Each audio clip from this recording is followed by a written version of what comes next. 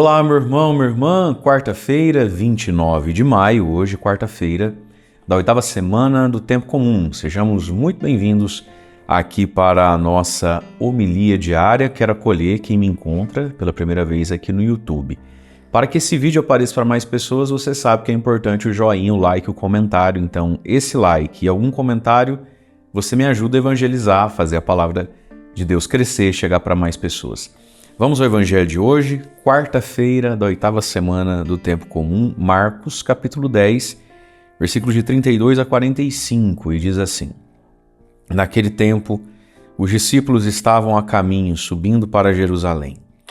Jesus ia na frente, os discípulos estavam espantados e aqueles que iam atrás estavam com medo. Jesus chamou de novo os 12 à parte e começou a dizer-lhes o que estava para acontecer com ele.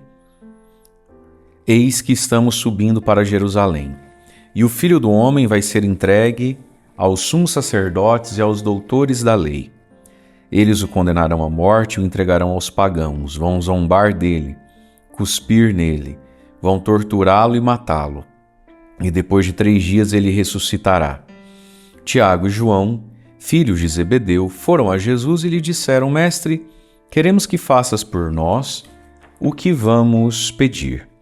Ele perguntou: O que quereis que eu vos faça? Eles responderam: Deixa-nos sentar um à tua direita e o outro à tua esquerda quando estiveres na tua glória.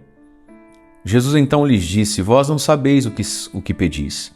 Por acaso podeis beber o cálice que eu vou beber? Podeis ser batizados com o batismo com que vou ser batizado? Eles responderam: Podemos. E ele lhes disse: Vós bebereis o cálice que eu devo beber e sereis batizados com o batismo com que vou ser batizado. Mas não depende de mim conceder lugar à minha direita ou à minha esquerda. É para aqueles a quem foi reservado. Quando os outros 10 discípulos ouviram isso, indignaram-se com Tiago e João. Jesus os chamou e disse: Vós sabeis que os chefes das nações as oprimem e os grandes as tiranizam. Mas entre vós não deve ser assim. Quem quiser ser grande, seja vosso servo. E quem quiser ser o primeiro, seja o escravo de todos. Porque o Filho do Homem não veio para ser servido, mas para servir, e dar a sua vida como resgate para muitos. Palavra da salvação, glória a vós, Senhor. Irmãos e irmãs, o Evangelho de hoje nos narra um profundo desencontro, né? Nós temos a mania, no fundo, assim, né? Se a gente não cuida, nós temos uma mania de só ouvir e só entender o que a gente quer, né?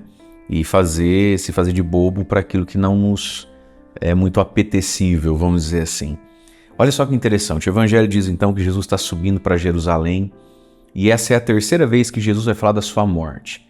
Jesus está anunciando que em Jerusalém ele vai fracassar no olhar humano.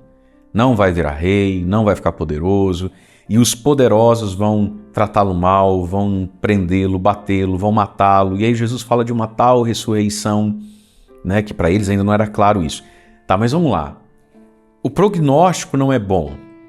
Não é alegre, não é animador. E aí o Evangelho diz assim: Jesus começou a dizer-lhes o que estava para acontecer.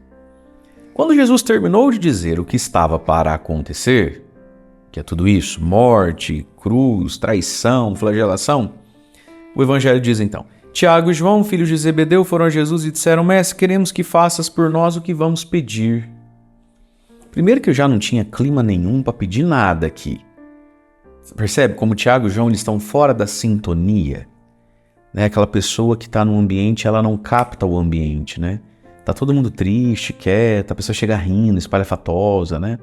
Percebe? A pessoa que não está na sintonia. E Jesus pergunta: mas o que vocês querem que eu faça para vocês? Eu tô falando que eu vou morrer, vocês vieram... O que vocês estão querendo? Aí eles vão pedir, né? Senhor, que um à tua direita, outro à tua esquerda, quando o Senhor estiver na sua glória. Que glória, rapazinho? Não vai ter glória? Qual é a parte que você não entendeu que não vai ter glória? E já é a 3ª vez que Jesus diz que não vai ter glória. Então vamos trazer isso para a nossa vida. Quantas vezes a gente só escuta o que quer escutar? E quantas vezes, até mesmo diante de Jesus, diante do sacrário, na hora da oração, participando de uma missa, a gente não está escutando Jesus, a gente está escutando a nossa cabeça. Conhece gente assim? Às vezes você fala para a pessoa, né? Olha pra mim, você tá ouvindo o que eu tô falando? Não, tô, tá nada. A pessoa tá mergulhada dentro da cabeça dela. escutando as loucuras dela, escutando os desejos dela. Qual é a parte que esses dois não entenderam? Não tem glória, não tem reino, ninguém vai ser primeiro-ministro de ninguém. Jesus não vai ser esse tipo de rei. Mas eles estavam diante de Jesus, Jesus estava falando e eles estavam escutando a própria cabeça. É o ser humano em si mesmado, seja na dor, em si mesmado, seja no sonho. Dar ouvidos ao que Jesus fala. E muitas vezes o que Jesus fala não vai ao encontro das nossas expectativas, dos nossos sonhos. Talvez o maior desafio seja que a fé produza em nós aceitação. Nós somos muito acostumados a pensar a fé como um poder, né? Que ela também é, que remove montanhas. Mas a fé muitas vezes ela é uma aceitação, aceitar a realidade. Não vai ter glória. Lá em Jerusalém não vai dar certo, lá eu vou morrer, né? Mas veja, o ser humano que só escuta sua própria fantasia, o ser humano que não se permite ser confrontado, né? E aí Jesus vai dizer, vós não sabeis o que pedis. Claro, não escuta Jesus, não sabe nem rezar. Quantas vezes as nossas orações são um despautério total. A gente fica ali diante de Deus, sabe, regurgitando, desculpa a expressão, sei que a gente está tomando café agora, vomitando a nossa mente. A oração precisa vir do que Jesus falou. A partir do que ele falou, eu respondo em oração. Jesus diz, vocês nem sabem pedir. Por acaso podeis beber o cálice que eu vou beber? O cálice da cruz, né? Podeis ser batizados com o batismo que vou ser batizado, o batismo do próprio sangue na cruz? E eles responderam, podemos. Nem entenderam, nem as perguntas. Jesus diz, sim, um dia vocês vão beber, né? Porque vai dar tudo certo no fim, né? E eles vão se converter e vão morrer mártires. Mas olha o que Jesus diz, versículo 40. Mas, meus amigos, não depende de mim conceder lugar à direita ou à esquerda. Isso é para quem já foi reservado. Ou seja, existem perguntas, gente, que a gente nem deveria fazer. Existem preocupações que não deveriam ser de um cristão. Quem é que vai sentar à direita ou à esquerda? E Jesus está dizendo, nem eu sei. Isso aí é o Pai que guardou, tem mistério. Deus tem seus mistérios, né? Não é muito saudável a gente querer saber tudo, né? Então nos compete essas previsões das coisas, né? E sobretudo essas previsões baseadas no ego, né?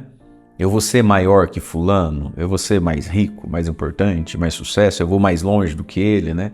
Os outros escutam, ficam indignados, mas talvez não fossem muito diferente dos dois. E aí Jesus os chama e diz, olha, entre vós não deve ser assim. Vocês sabem, o chefe das nações oprimem, tiranizam. Deixa eu grifar aqui com o meu verde palmeiras o versículo 43. Mas entre vós não deve ser assim. Ou seja, dentro da igreja, dentro da comunidade cristã e dentro do coração de cada católico, de cada cristão, a coisa precisa ser diferente. Que o mundo seja assim, é direito do mundo ser assim. O capeta seja, é direito do diabo. Né? Entre vós, não. Nosso critério é outro. Nosso patamar é outro. Porque somos de Cristo, mas entre vocês não deve ser assim. Quer ser grande, seja servo. Quer ser o primeiro, seja o escravo. E por que ser servo? Por que fazer da vida um serviço?